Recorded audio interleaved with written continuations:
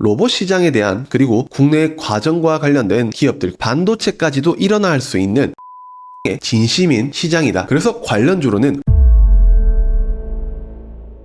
안녕하세요, 대원남자입니다. 옵션 만기일도 끝나고 CPI 발표만 남은 지금의 상황에서 사실 긍정적인 일정만 이제 남아있지 않을까라는 조심스러운 말씀을 드립니다. 실제로 저도 저번 주까지는 수익이었는데 이번 주에 손실 전환을 하면서 사실 신경 쓸 게 너무나도 많은 시장이고 저도 멘탈적으로 이게 맞나? 라는 생각이 드는 시장인데요. 시장이 아무리 안 좋아 보여도 현실적으로 매매를 해야 되기 때문에 우리는 일정과 차트와 여러 가지 부분을 보고 확률을 높여야 되는 매매를 하셔야 되지 않을까라는 말씀을 드려보는데요. 그 매매를 하기 위한 다음 주 일정 들어가 보겠습니다. 5월 13일 월요일에는 노브랜드라는 의류 ODM 기업이 공모 청약을 양일간 시작합니다. 이마트에 가면 있는 생활용품 관련 기업 노브랜드라고 생각하실 수 있는데요. 그 기업이 아니라 이번 코스닥에 상장이 될 예정인 노브랜드는 의류 ODM 업체로 글로벌 의류 업체들의 의류를 디자인 및 제작,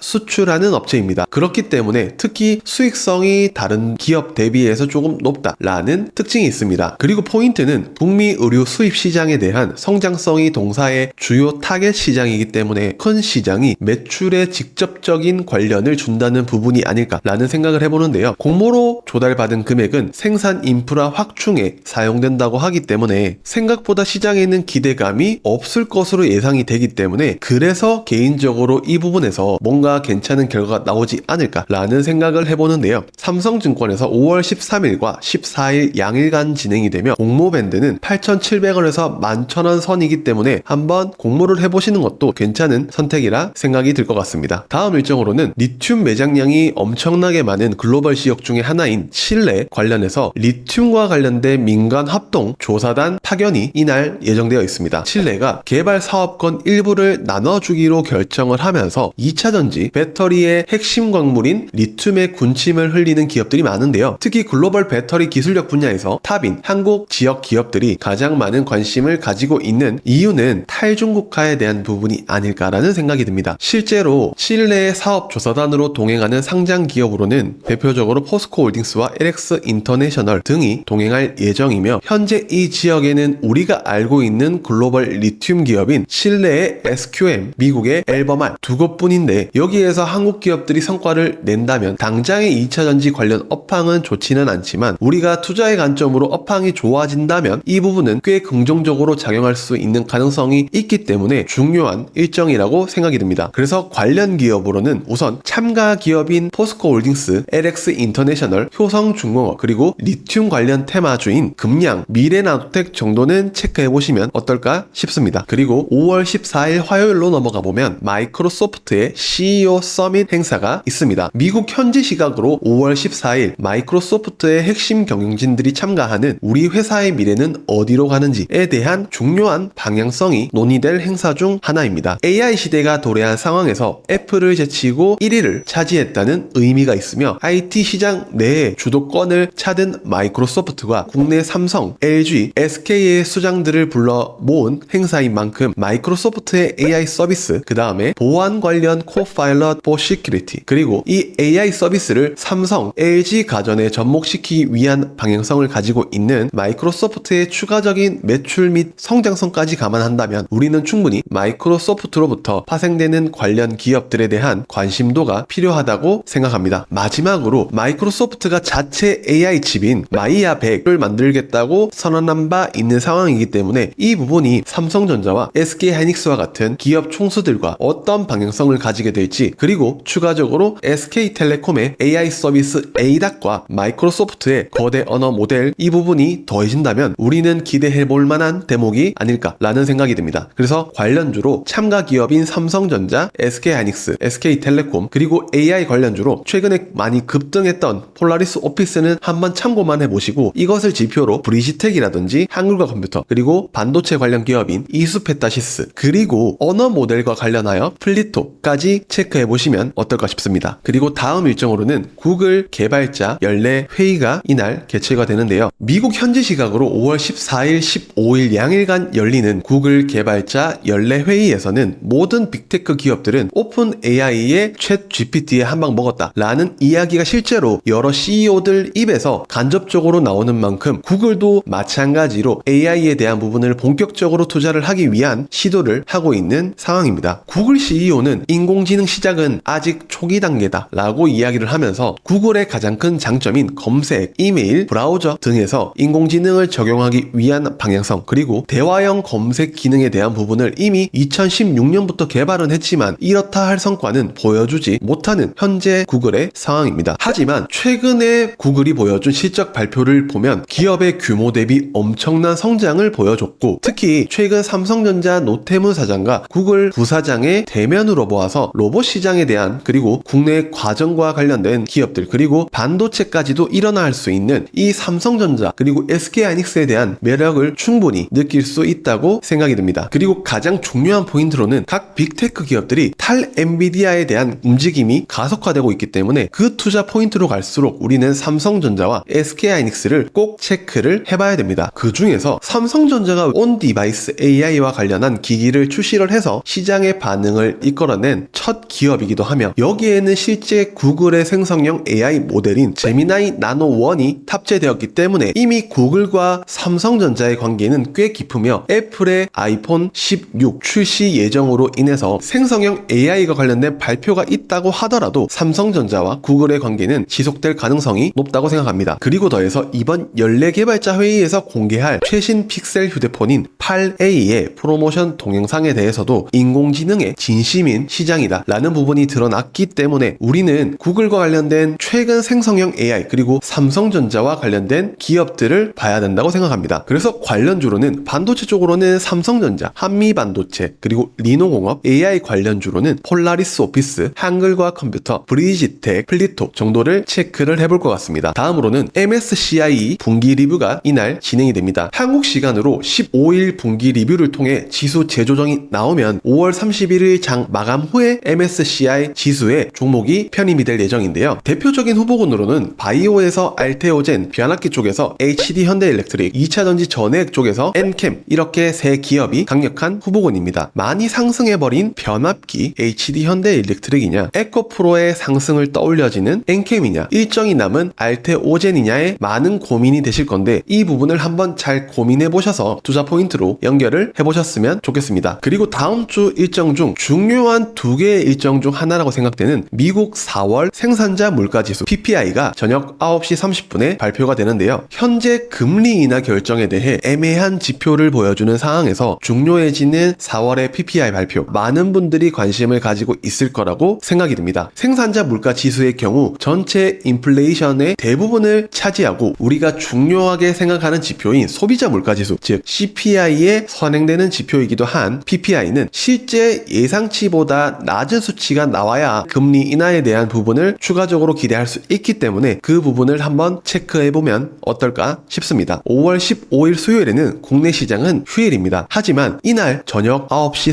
30분에는 미국 4월의 소비자 물가지수 CPI가 공개되는 날입니다. 미국의 4월 소비자 물가지수 CPI 발표에 따라서 시장의 방향성은 결정될 확률이 매우 높아지고 있다라고 볼 수 있습니다. 소비자들의 구매 동향과 여러가지 시장의 분위기로 인한 정책들을 결정짓는 중요한 발표이기 때문에 15일에 이 일정은 별표 5개가 아닐까요? 목요일에는 바이오의 대장격인 HLB의 미국 FDA 파이널 리뷰가 있는 날입니다. 시장에서 여러가지 잡음도 나오고 주가도 출렁였지만 HLB 사측에서는 아무런 문제가 없다고 밝힌 이번 신약 승인에 대해서 HLB의 리보세라닉과 중국 항서제약의 캄렐리주마 병용요법에 대한 FDA 승인 결정 시한이 16일까지이기 때문에 개인적으로 제가 매매를 한다면 비중을 줄여놓고 혹은 수익 실현, 손실을 일부 확정시켜 놓고 현금을 들고 한번 결정을 해볼 예정인데요. 비중을 줄이는 선택을 할 거라는 말씀을 드립니다. 특히 바이오의 승인 여부에 대해서는 아무도 모릅니다. 오르면 껄껄 할 것이고 내리면 미리 팔아놓을 껄껄 할 것입니다. 것이기 때문에 이 부분에 대한 리스크는 줄여놓는 방법을 한다는 말씀인데 저는 포지션이 없습니다. 여기서 하나 더 봐야 되는 것은 최근 생물보안법, 즉 미국이 중국 기업 중 우시 그리고 항서제약 등의 적대적 기업으로 낙인이 찍힌 기업들은 미국 내 지역의 활동을 축소하게끔 하는 법안 중 하나인데 이 부분에 대해서 한국도 충분히 영향을 받을 수밖에 없는 상황이라고 생각이 됩니다. 그래서 우리는 HLB의 리보세라닙이 파이널 리뷰에 대한 승인이 날지 안 날지에 대해서 바이오 관련 섹터의 시장의 흐름을 결정할 것이라고 보는데요. HLB는 승인을 내부적으로 거의 확정을 짓고 이미 미국 국립종합암 네트워크 NCCN 가이드라인의 등재 신청을 완료한 상황입니다. 신약 허가가 실제로 통과가 된다면 이 부분은 동사의 최근 주가 방향성을 보면 뭔가 일정을 기다리는 듯한 느낌이 있기 때문에 한번 휘청거려서 물량을 털어놓고 갈 수도 있고 아니면 바로 갈 가능성도 있는데 그 부분은 우리가 예측이 불가능하기 때문에 대응을 한번 잘해보시면 좋을 것 같습니다. 그래서 관련 기업으로는 HLB 그리고 HLB 제약, HLB 테라퓨틱스와 같은 HLB 관련 기업들의 수급이 들어온다면 같이 들어오고 나간다면 같이 나갈 가능성이 있기 때문에 한번 체크를 해보시면 좋을 것 같습니다. 다음 일정으로는 아마존 웹 서비스 서밋이 있는 날인데요. 이 행사에 중요하게 봐야 될 섹션으로 프란체스카 바스케츠가 발표하는 AI 기반 혁신 미래에 대한 발표를 주목을 한번 해봐야 됩니다. 그래서 저는 동사의 대표적인 파트너사인 SK텔레콤 그리고 엔트로픽 관련 기업 중 한 곳인 호난테크놀로지를 체크해보고 나서 행사 둘째 날에는 보안과 관련된 주제가 있기 때문에 여기에서 보안과 관련된 기업들을 추가적으로 보면 어떨까 해서 센즈랩, 모니터랩, 엑스게이트, KCS 정도를 전체적으로 국내 양자 암호 관련 기업들을 한번 보시면 어떨까라는 말씀을 드립니다. 그리고 5월 17일 금요일 일정은 딱 하나만 우리는 체크합시다. 미국 옵션 만기일 말이죠. 외국인들은 한국 시장을 완전 장난감처럼 가지고 놀고 있습니다. 대형주들을 올릴 돈이 모자라기 때문에 소형주 위주로 급등락을 반복하는 지금의 상황에서 개인들은 완전 소외되었을 가능성이 굉장히 높은 시장입니다. 그리고 최근 카시카리의 금리 인상이라는 헛소리까지 더해지면서 시장을 계속해서 뒤흔들고 있는 상황인데 결국은 미국의 지표 발표에 따라서 결정이 되는 것이지 시장에 대한 잡음은 항상 있어 왔고 우리는 살아남아야 됩니다. 일정을 보고 무조건 매매를 해라가 아니라 확률이 높은 매매를 해야 되기 때문에 크게 잃지만 않고 현금만 잘 들고 있다면 시장에서 기회는 언제든지 온다 라는 법을 잊지 마시고 다음 영상에서 뵙도록 하겠습니다. 안녕.